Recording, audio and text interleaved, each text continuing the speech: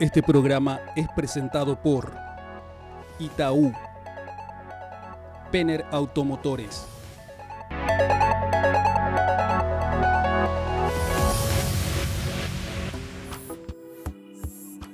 Muy buenas noches, bienvenidos a una emisión más de MFM Pro. Soy Fabricio Vázquez y en esta oportunidad vamos a abordar la cadena productiva del arroz.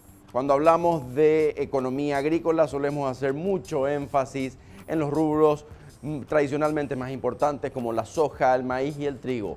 Sin embargo, en este último tiempo el arroz ha comenzado a emerger como un rubro muy significativo por lo que produce y sobre todo por unas características muy interesantes. Principalmente no compite con otros rubros y a lo largo de todos estos años se ha focalizado en las zonas donde existía una ganadería muy poco productiva.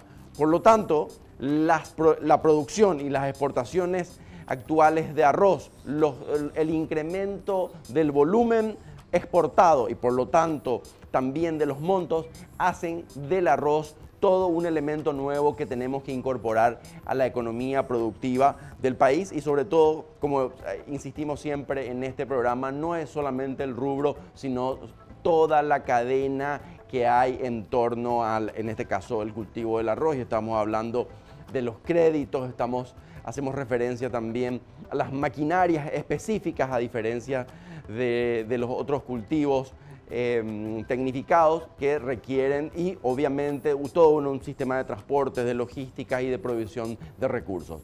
Vamos a tener un invitado que nos va a ayudar a comprender y a conocer un poco más la cadena del arroz. Quédese a acompañarnos.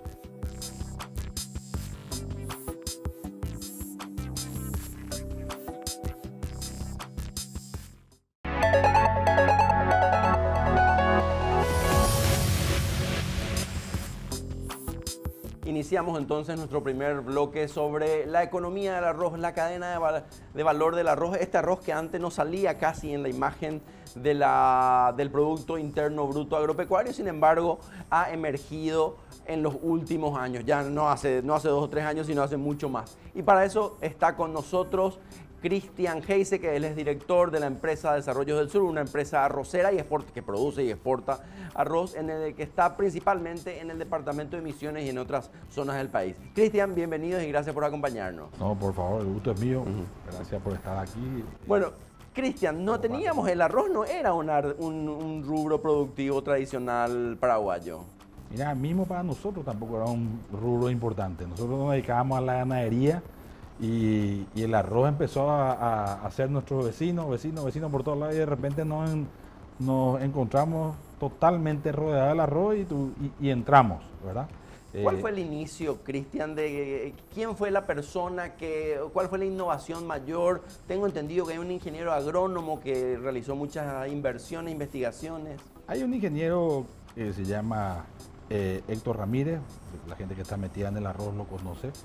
Es un científico, él estudió mucho en el Brasil, de ahí creo que pasó a Colombia, de Colombia volvió a Paraguay a poner en práctica un poco sus conocimientos, trajo mucha tecnología y eso hizo pasar de que anteriormente se producía, puedo decir unos números que no estoy de repente muy seguro, pero producía 2.500 a 3.000 kilos por hectárea, pasaron a producir 6 toneladas por hectárea, 7 toneladas y hay gente que llegó a más. Y bueno, él fue el que hizo un poco todo ese cambio.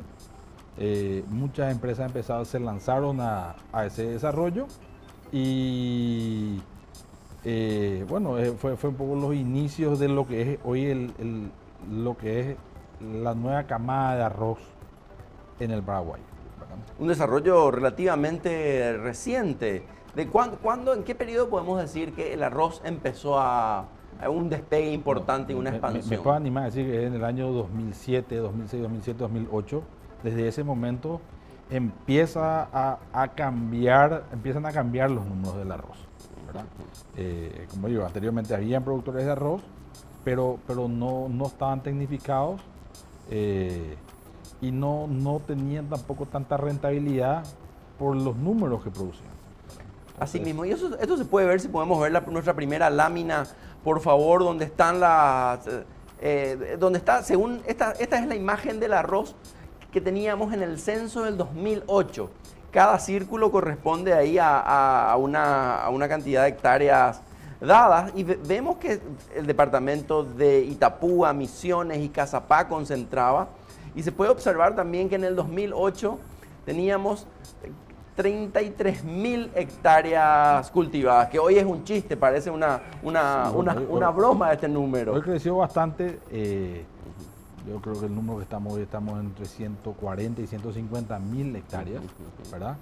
Los lugares también se cambiaron mucho, porque yo creo que Itapúa decreció mucho, Cazapá se quedó un poco en los números, creció mucho Misiones, hoy está también desarrollándose parte de Ñembucú sobre el río Paraguay, San Pedro, hay también desarrollos en el Chaco, utilizando todo lo que es la cuenca del río Paraguay, ¿verdad? Claro, por la variedad que es un arroz con riego. Bueno, el arroz que hoy en día se utiliza, se planta en Paraguay, es un arroz de riego. El arroz secano, ya no sería un poco de mi época, seguramente se sembraba en Paraguay. Mismo en el Brasil no es es un cultivo que ya viene en franco descenso, se planta más hacia la zona de Mato Grosso, lugares que también son utilizados como desarrolladores de campos, que primero se hace un cultivo de arroz secano, eso genera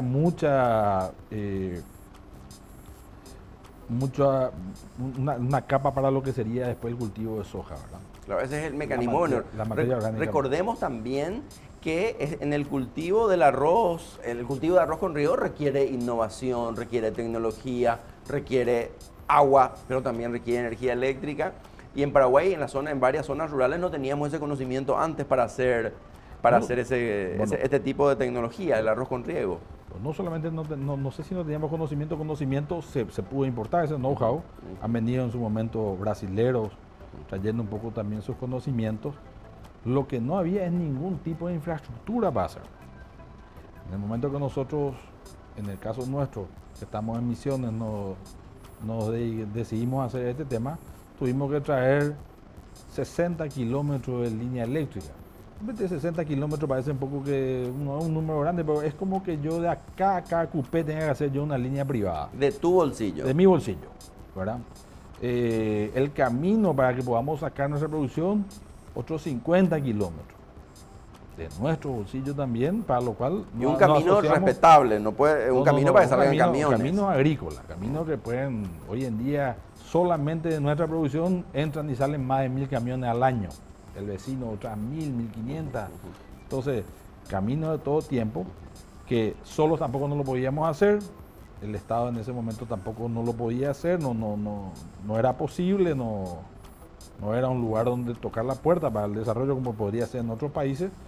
Entonces nos juntamos entre 5 o 6 productores, y eso mismo pasó en otros lugares, ¿verdad? Los productores se juntaron a hacer un poco su infraestructura para todo lo que es ese desarrollo. Ahora vamos a ver en la próxima imagen justamente la evolución. Miremos que el censo agrícola realizado en 1981 decía que en Paraguay había alrededor de 17.000 hectáreas sembradas de arroz. Eso no cambia mucho en el próximo censo, que es el censo de 1991. Y en el censo que mostrábamos antes, en el del 2008, estábamos alrededor de 33.000 hectáreas. Y pasamos, según algunas estimaciones del INVIO, a cerca de 185.000 hectáreas.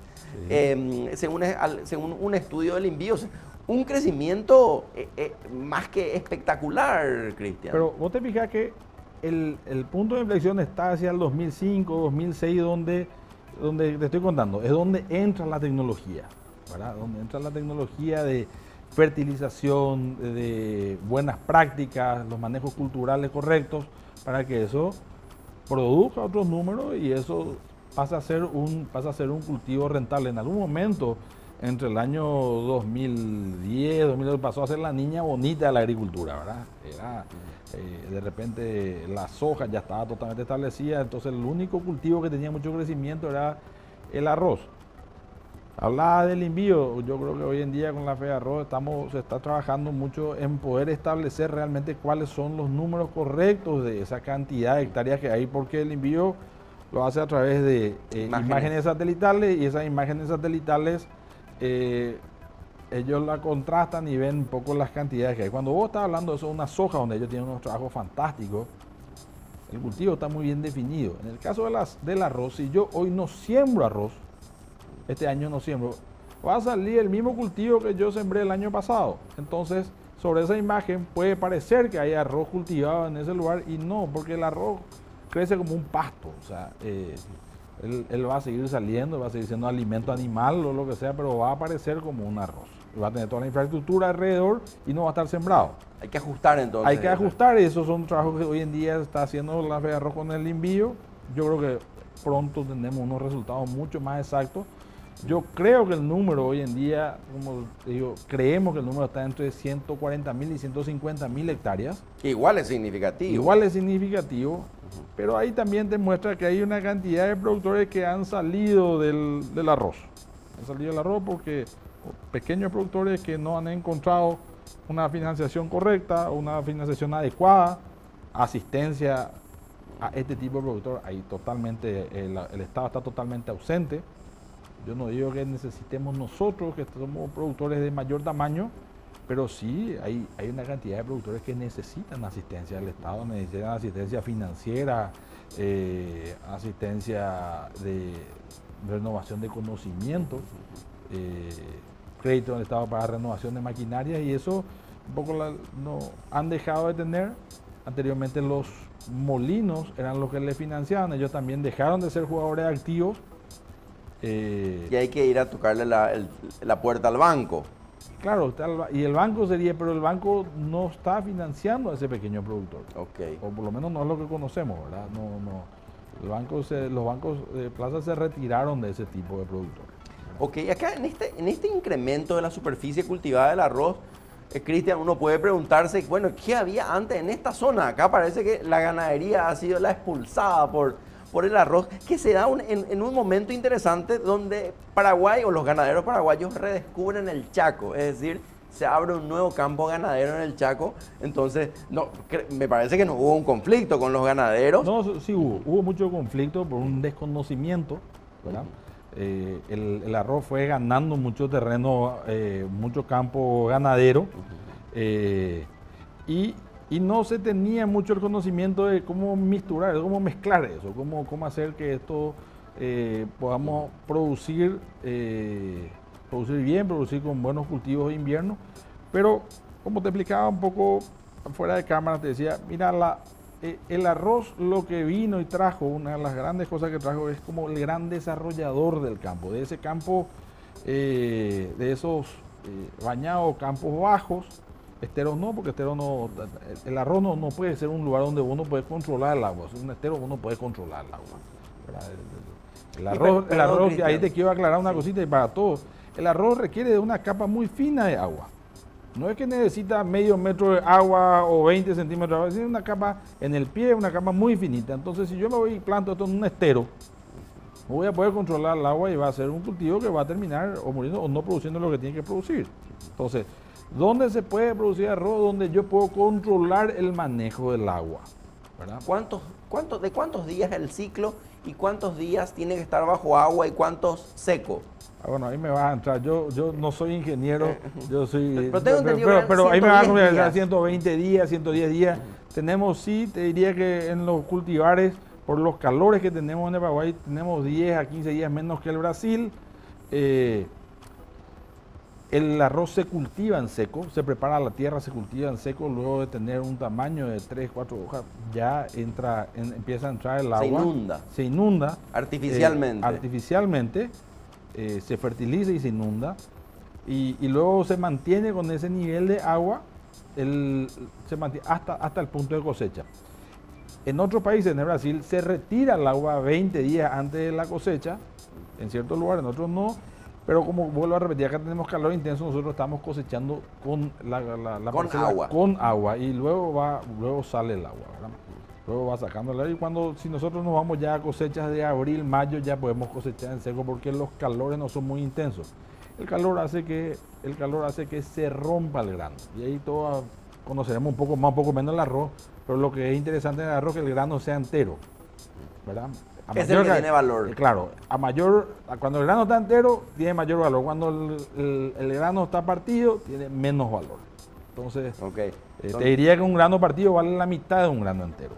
Claro. Un poco menos. Vamos a llegar a ese punto y que me parece importante también algo que el arroz rescató y el arroz valorizó fueron justamente las zonas bajas, que históricamente valen mucho menos y eran casi marginales, que eran solamente utilizadas por la actividad ganadera. Claro, decía yo, que conozco de chico, haber estado en todos estos lugares, la ganadería que uno hacía en esos lugares podía tener una carga de 0,3, 0,4 unidades ganaderas por hectárea. Hoy en día con toda la tecnificación, con todo lo que puede venir con el arroz o atrás del arroz, con pastura implantada atrás del arroz, estamos con niveles que pueden llegar hasta a 3, 4 unidades, 5 unidades ganaderas por hectárea. Eso significa que multiplicamos por 10 la capacidad del campo, ¿verdad? Y bueno, podemos producir, como decimos, podemos producir arroz, podemos producir 8,5, 9 toneladas de arroz por hectárea, donde antes no se producía nada. Eso también hay que entenderlo como desde un punto de vista social. Anteriormente en todos estos campos extensivos de ganadería paraguaya, no generaba mano de obra. No generaba mano muy de obra. Poca. Casi nada. Y otra vez una mano de obra no casi nada, o sea, casi sin conocimiento. Sin ninguna necesidad de conocimiento. Hoy esto trae, el arroz ha desarrollado poblaciones enteras y ha cambiado un poco la figura de toda esta zona, para que uno se ubique un poco en toda esta zona de Misiones. Es como que hablemos del Santa Rita del arroz, ¿verdad? Para ubicar un poco en la magnitud de lo que pasa. Esto hace que todo alrededor se desarrolle, de que haya infraestructura, que haya servicio, oportunidades, telefonía, cosas que eran imposibles antes, ¿verdad? Caminan por todos lados. Así es. Vamos a ir a una pausa y luego vamos a seguir intentando comprender este fascinante mundo y espectacular en su crecimiento del arroz en Paraguay. Quédese con nosotros.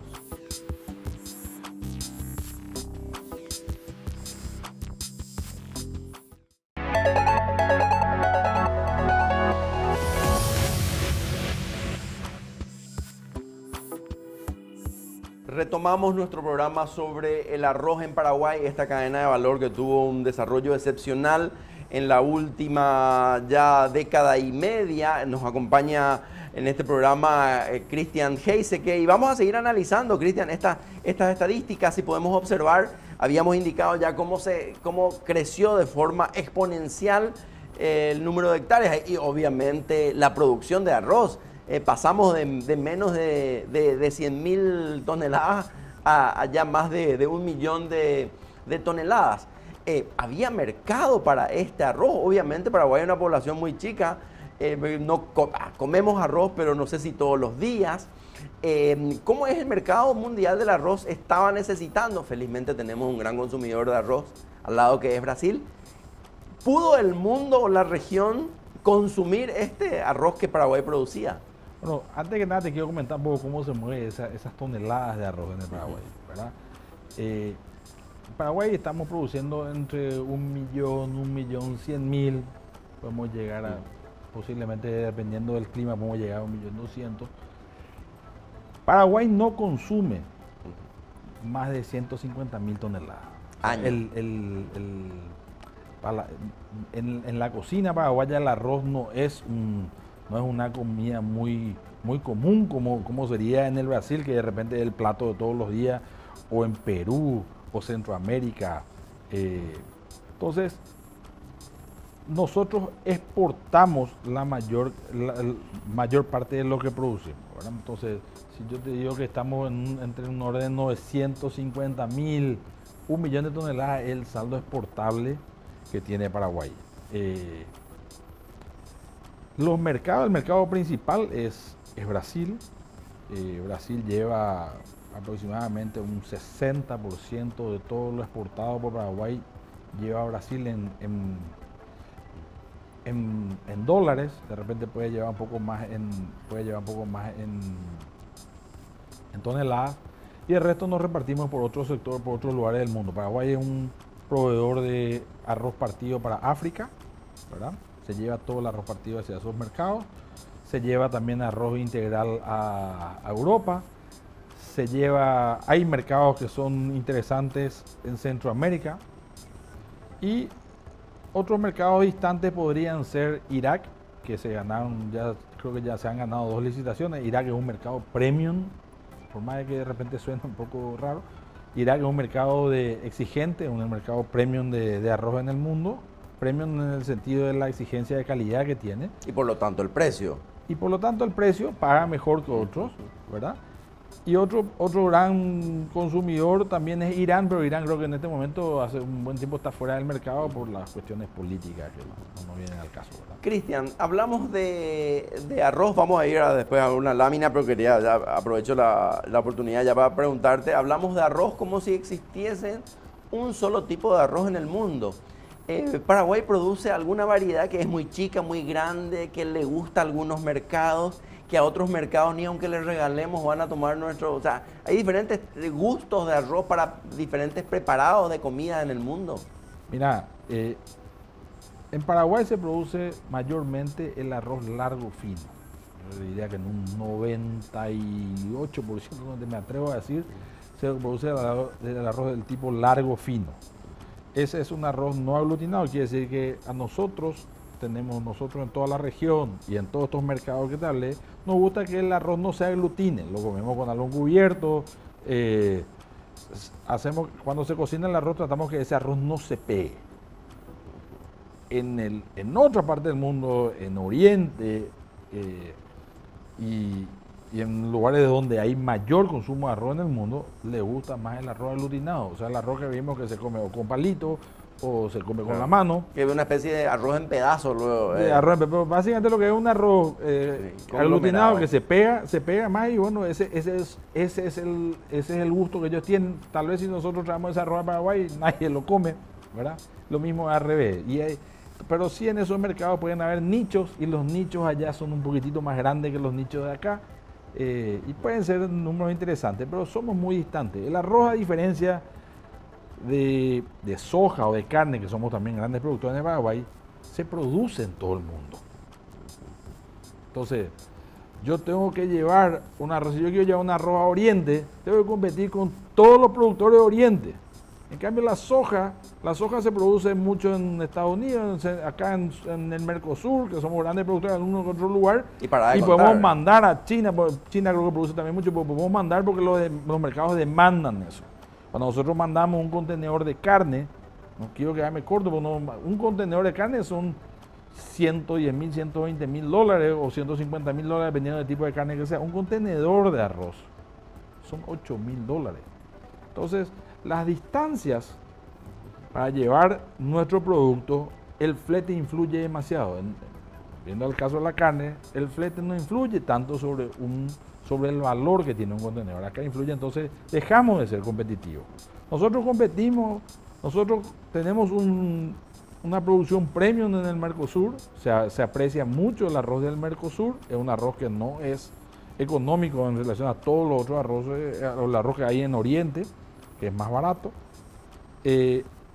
pero tiene una mejor calidad. Ahí nuestros competidores directos para salir al mundo serían Uruguay, Brasil, Argentina, para competir con Centroamérica. Un gran demandante hoy de arroz por sus problemas políticos es Venezuela, porque Paraguay está totalmente ausente por problemas políticos, ¿verdad? Otro mercado demandante es Perú, pero estamos muy lejanos. Cuando nosotros tenemos que salir de Paraguay y irnos hasta Río de la Plata, hasta el mar, ya tenemos un sobrecosto de $35, y en el arroz ya hace que nos quedemos de alguna manera fuera del mercado. Entonces, lo que nosotros somos muy buenos es para proveer a ciertos mercados premium de Brasil. Aparte de que podemos proveer también a Centroamérica.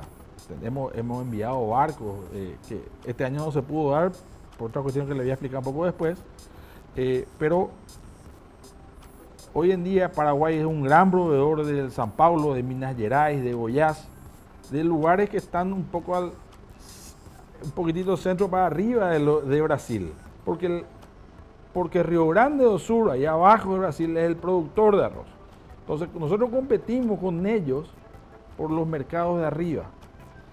Y logísticamente estamos mejor preparados y tenemos algunas facilidades como para llevarle y somos, o sea, proveerle a San Paulo es proveerle a un mercado premium también, a un mercado muy exigente y tenemos la calidad para poder enviar.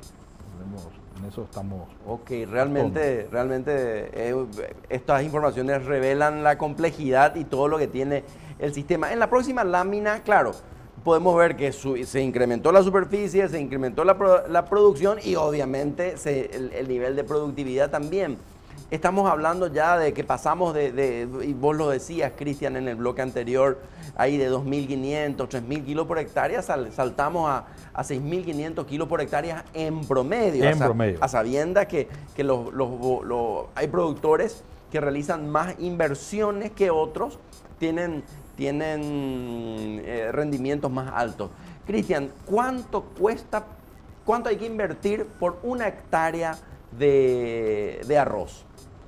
Bueno, ahí te voy a hablar de dos maneras. Hay dos cosas que tenés que invertir. Una es en toda la infraestructura que tenés que hacer previa a lo que sería el cultivo mismo, ¿verdad? Entonces, estamos hablando de un orden de $900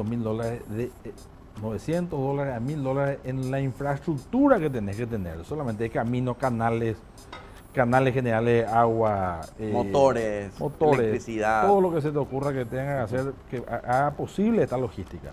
Y luego tenemos otra vez esos 900 o $1.000 lo vas a diluir en varios años, ¿verdad? Y tenés otra vez de costos de producción, costo de producción neta de producción, estamos en el orden de $1.100 por hectárea. Un monto alto, casi el doble de la soja. Sí, también tener una producción bastante mayor. Claro. ¿Verdad? Cristian, las maquinarias, yo he visto y seguro que vamos a pasar, las maquinarias que se usan en soja son diferentes, no es que yo pueda adaptar una cosechadora o una sembradora de soja, maíz o trigo. Son máquinas medio extrañas y supongo que tienen un valor diferenciado también. Bueno, al inicio comprábamos las máquinas que eran específicamente para el arroz. Hoy en día las últimas cosechadoras que ya hemos comprado ya son cosechadoras que sirven tanto para la soja como para el arroz, ¿verdad? O sea, funcionan para el arroz, por ende también funcionan para la soja. Al revés no podríamos hacerlo. O sea, si funcionan para la soja no quiere decir que funcionen para el arroz. Ok. Entonces, esto se da más que nada también porque la tecnificación ha llevado a que hoy en día estemos trabajando mucho en la rotación de cultivo. Donde vos haces soja o maíz es difícil que puedas hacer arroz. Pero donde vos estás haciendo arroz, vos podés ir rotando ese cultivo, no entre zafra y safriña, sino que entre distintas zafras, vos podés ir rotando eso con soja, podés ir rotando con pasturas,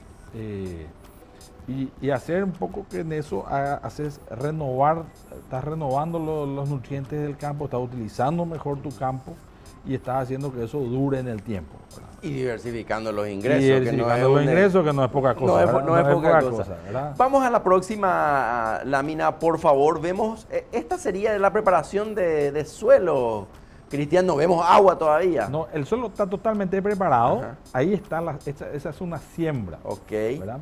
Esa es la siembra del arroz, o puede ser en ese mismo nivel, puede ser la siembra de la soja. Veo que la sembradora ahí es una sembradora de soja, pero ahí cambiaría ahí atrás, en vez de ser esa es una plantadora, sino sería una sembradora, muy parecido, ¿verdad?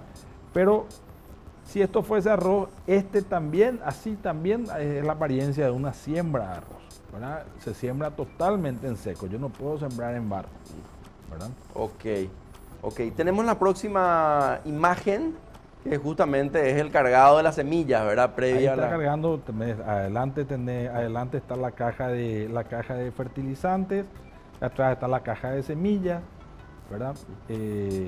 Entonces, ese es un poco, vos tenés que tener toda la logística para que todo esto se mueva, ¿verdad? Claro, y aplicando 2 en 1 y te ahorras una pasada de... Esto pasa lo mismo en la soja también, es el mismo esquema de la soja. Pasa en el arroz, en la soja, donde hoy en día la tecnificación te lleva a esto. Estas máquinas, estos tractores que vos ves ahí, tienen como unos gorritos amarillos allá arriba, esos son los pilotos automáticos, el tractor va solo. Y eso hace que no se vaya, que no haga 2 veces, no pase 2 veces. Por la misma línea, por la siguiendo misma el línea. GPS. Esa misma tecnología hay en los otros cultivos de Paraguay, pero te digo, ahí tenés también, hay unos tanques inoculantes adelante. Para todo esto se requiere, para todo este nivel de inversión se requiere la última tecnología, ¿verdad? Y Jugar el partido significa estar equipado. Es que en el Paraguay, siempre yo digo lo mismo.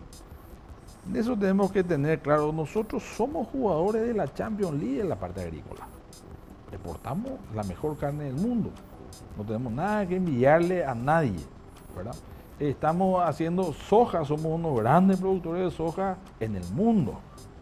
Tenemos un sistema portuario fantástico, tenemos una red fluvial fantástica. Eso nos hace a nosotros jugadores de la Champions.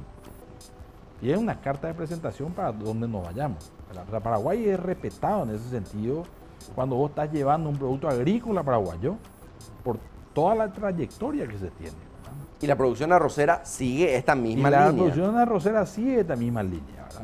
O sea, Renovación de máquinas. Volviendo al fútbol, porque estamos en la cancha y tenemos que jugar igual a igual, no podemos jugar a menos, ¿verdad? Claro, hay que hacer esfuerzo hasta para empatar y todo. Vamos a tratar de ganar. Claro, pero para no perder hay que innovar incluso. Vamos a ver qué Jugamos tenemos en la próxima lámina. Tenemos ya un campo... Este es el siguiente paso donde ya creció un poco el arroz y eso que está reflejando ahí es el agua que entró, ¿verdad?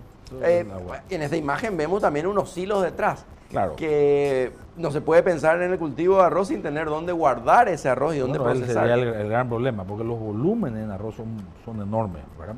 Entonces, para tener una idea en eso que vos me estás diciendo, una hectárea de arroz produce el equivalente a 3 hectáreas de soja en volumen.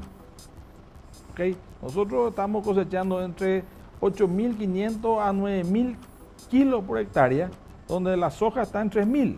Entonces yo necesito el triple de logística para todo ese movimiento. Es decir, no puedo pedirle prestado a la soja unos 2-3 hilos para nada. Para que me salve. Sí. Bueno, después de la pausa vamos a seguir explorando, conociendo y comprendiendo mejor el rol de la cadena de valor del arroz en la agricultura y en la economía paraguaya.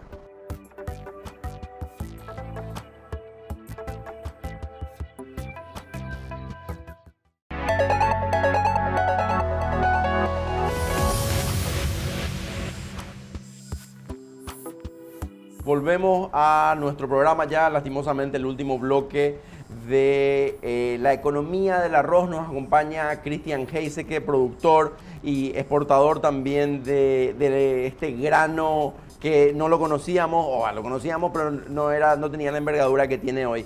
Seguíamos analizando con algunas imágenes. Te propongo, Cristian, por favor, estábamos hablando aquí de los cultivos. ¿Qué vemos en esta imagen?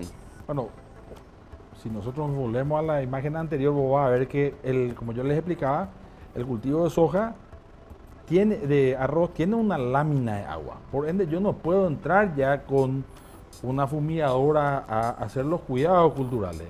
Este avión en ese momento está tirando urea o está poniendo algún fungicida o algún insecticida. Entonces, realmente la mayoría de las aplicaciones, todas las aplicaciones después de que entró el agua se hacen solamente por avión.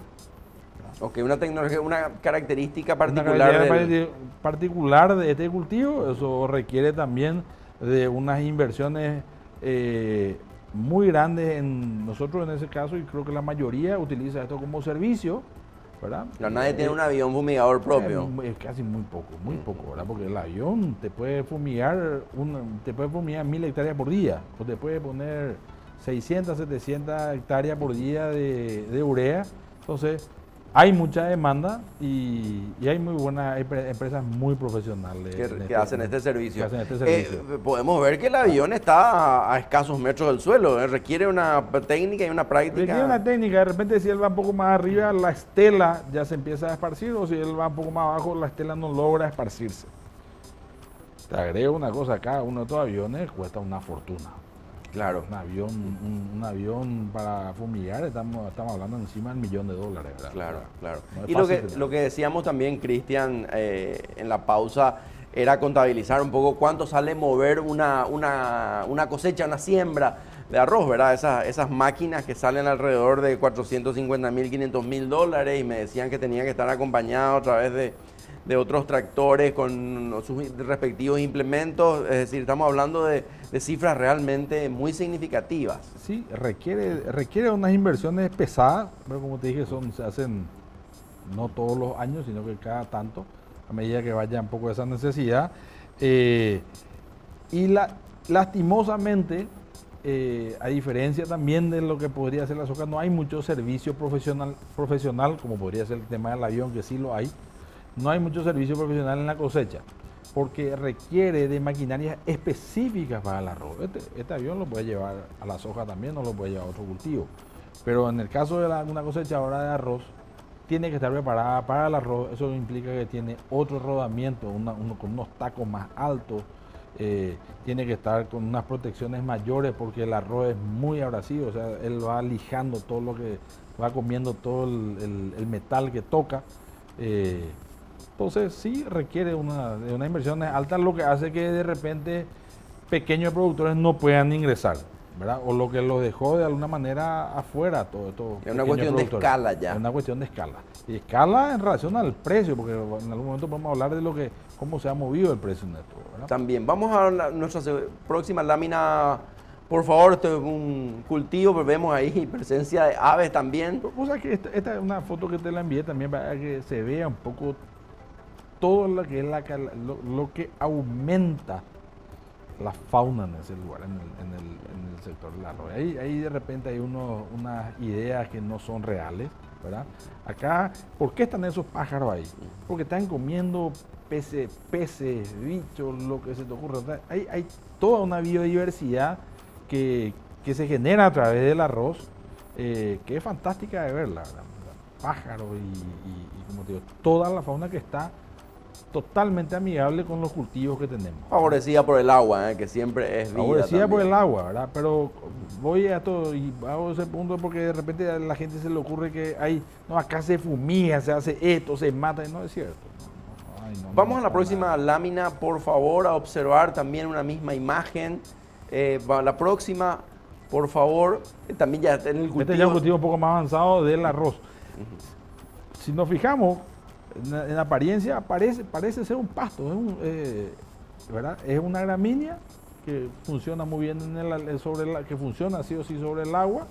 También funciona sin agua, pero no va a producir lo que tiene que producir, ¿verdad? Y este es un estado un poco más desarrollado. Ahí está a punto de empezar a sacar su cacho, ¿verdad? Ok. La siguiente lámina, por favor, lo que nos decía, ¿verdad? ¿Qué hacen? Claro, este es un ex campo arrocero, allá atrás se ve el canal, ¿verdad? O se puede ver lo que anteriormente eran los campos, es un campo vecino, lo que era el campo vecino al lado. Y este es un campo, estos son machos carimbo, o aquí, son machos carimbo 9 en campo de Misiones. Esto es... Sí, no puede ser cierto. No es cierto. No es cierto. Este tipo de animal nosotros vamos a ver en el centro, en Filadelfia, vamos a ver cosas parecidas.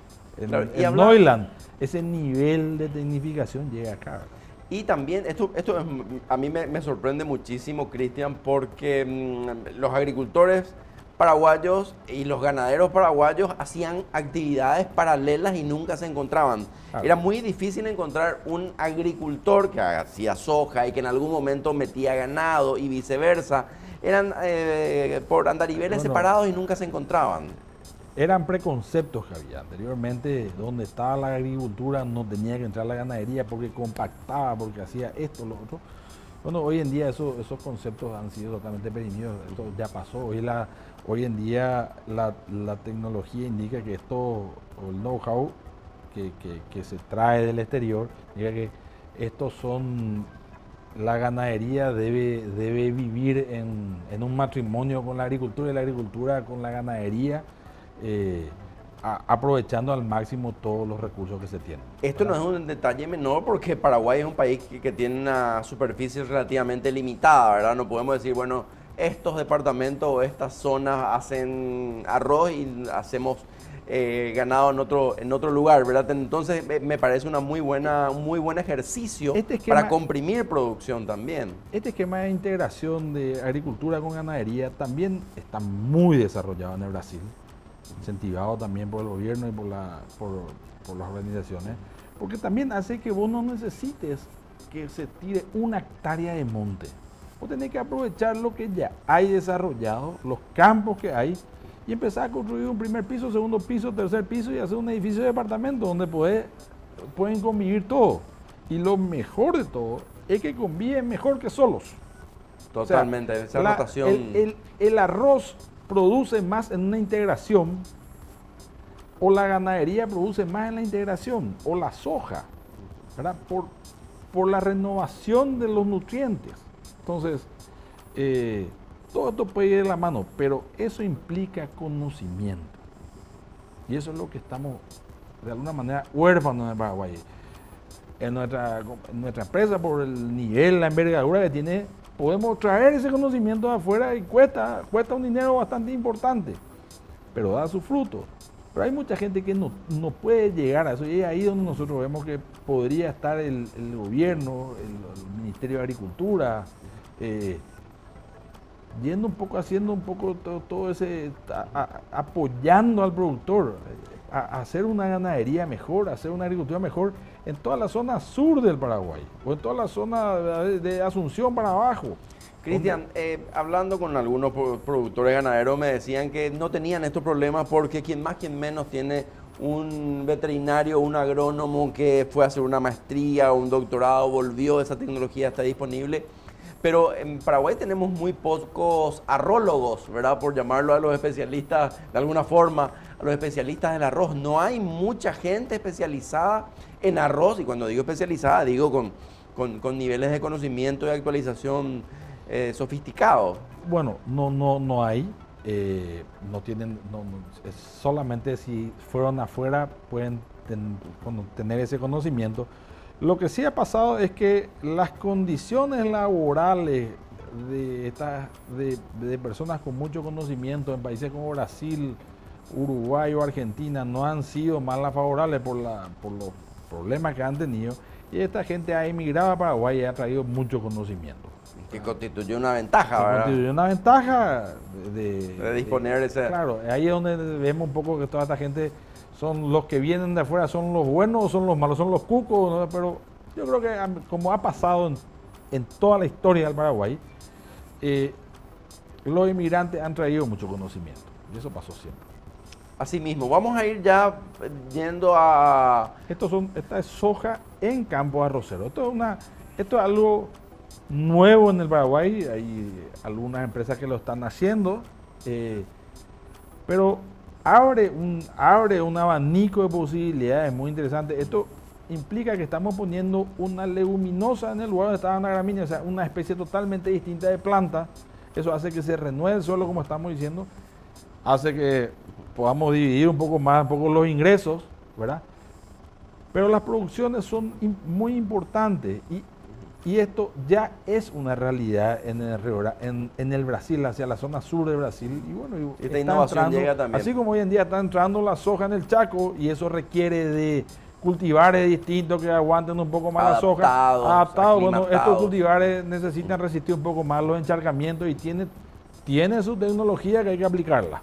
Cristian, si decíamos que el arroz es una novedad en la agricultura paraguaya, la soja en campos arroceros es una innovación en la innovación, entonces. Así mismo. Muy interesante. Pero es algo que viene para quedarse porque tiene muy buena producción. Si podemos ver la próxima lámina, por favor, ya llegando al final, las exportaciones de arroz, vimos también en toneladas cómo han trepado de forma muy significativa.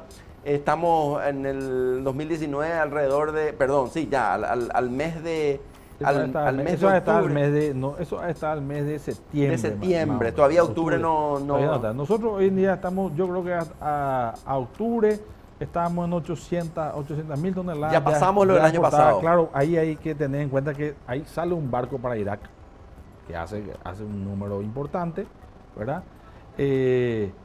Y sí, yo creo que vamos a superar, pero cuando estamos superando un poco, se termina de consumir todo ese stock que había de años anteriores y compañía.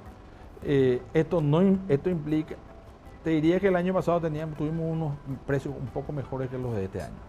Ok, vamos a ver también la próxima lámina justamente lo que son los ingresos en exportación de arroz, y podemos observar que en el 2010, para no ir tan atrás, solamente Paraguay recibía 63 millones de dólares, y esto se ha casi, sí, más que triplicado en los últimos años, lo que muestra realmente un mayor aporte y una inyección de dólares a la economía, y una inyección obviamente a las empresas, a los productores, que posibilitan seguir haciendo inversiones. Ahí te diría lo mismo. Acá yo creo que nosotros vamos a llegar a números muy similares a los del año pasado. Vamos a estar entre 200, 210 millones de dólares en exportaciones.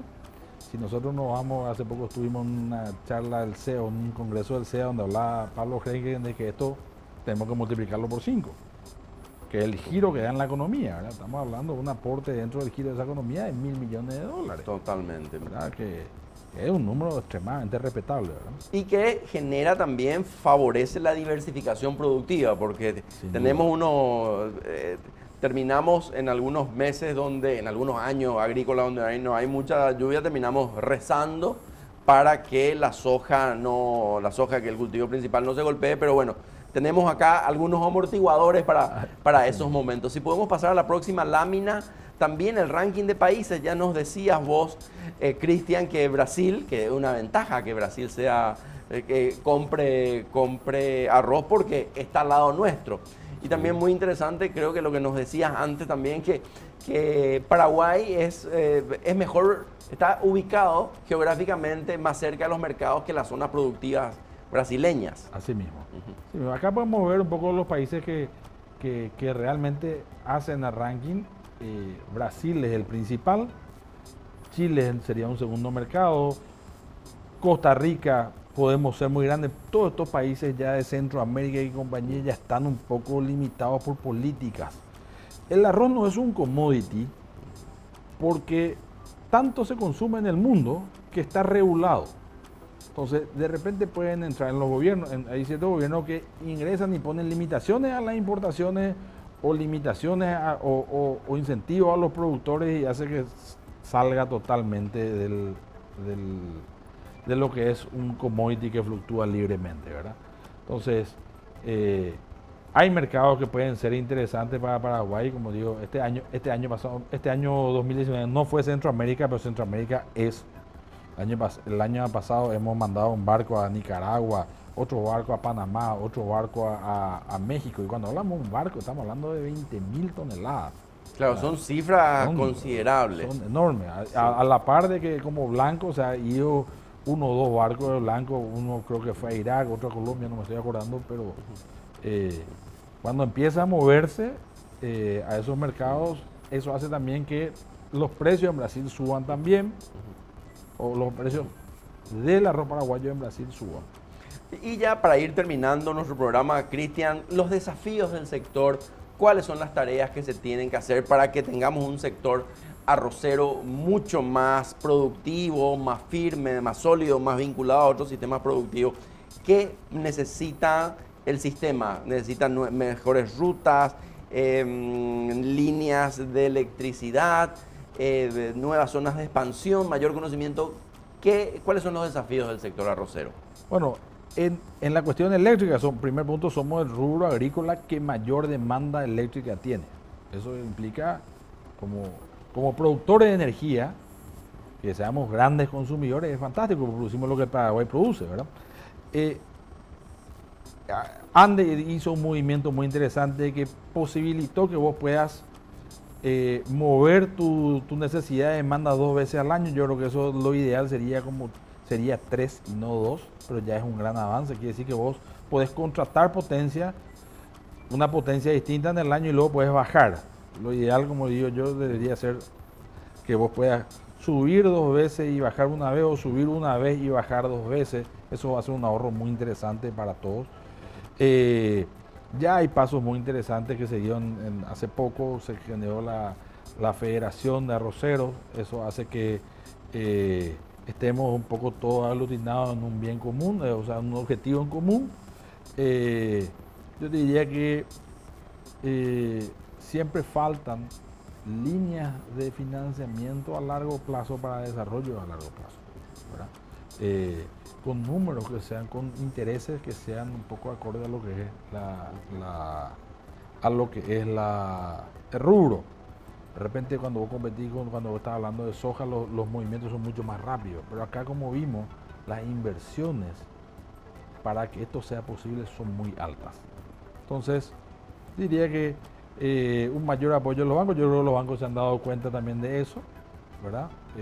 Hay gente muy tecnificada, produciendo muy bien, y otra gente que está cambiando, está yendo a ese tipo de producción, y otra gente que no puede y termina saliendo. Entonces se está de alguna manera decantando y depurando un poco el nivel de la producción. Y luego el desarrollo de nuevos mercados. Pero los nuevos mercados no hay nada nuevo por descubrir, sino que hay que estar más presente en esos mercados. Y siempre yo digo, Brasil es un gigante que todavía no lo descubrimos, estamos muy lejos de cubrir. Si yo te pido decir que hay 10 importadores grandes de Brasil que compran todo el arroz de Paraguay, ¿cuántos consumidores de arroz puede haber en el Brasil? Marcas. 1.000, 2.000, 3.000 marcas pueden haber. Pero nosotros le vendemos a 10 grandes clientes. Y bueno, esas son cosas que tenemos que, yo creo que como un desafío que a mí me gusta mucho y siempre lo repito y trabajamos en eso, es que tenemos que dejar de ver y de incentivar tanto de que vengan los productores acá al Paraguay y que vengan las empresas acá en el Paraguay, así como decía un presidente, vengan y abusen. Tenemos que tener el coraje de irnos al otro lado. Tenemos que cruzar el puente y abrir nuestras empresas allá y pasar por todo lo que eso implica. Eso va a tener un periodo de aprendizaje, pero hay empresas que lo han hecho ya, ¿verdad? En otros rubros, en harina ya se hizo, una empresa muy conocida. Creo que en el lácteo se trató de hacer algo, pero tenemos que estar nosotros y a invadir Brasil. Con productos de calidad. Con productos de calidad, pero manejados por nosotros. Y digo, eso son cosas que entiendo las dificultades, no estoy diciendo cualquier cosa, pero hay que soñar con eso también. Asimismo, bueno, muchísimas gracias, Cristian, por acompañarnos en este programa que hemos podido comprender, conocer la aparición y la emergencia, la expansión del cultivo del arroz, que hace que tengamos una economía agrícola cada vez más diversa y por lo tanto cada vez más fuerte. Muchísimas gracias por acompañarnos y hasta el próximo domingo. Este programa es presentado por Itaú, Penner Automotores.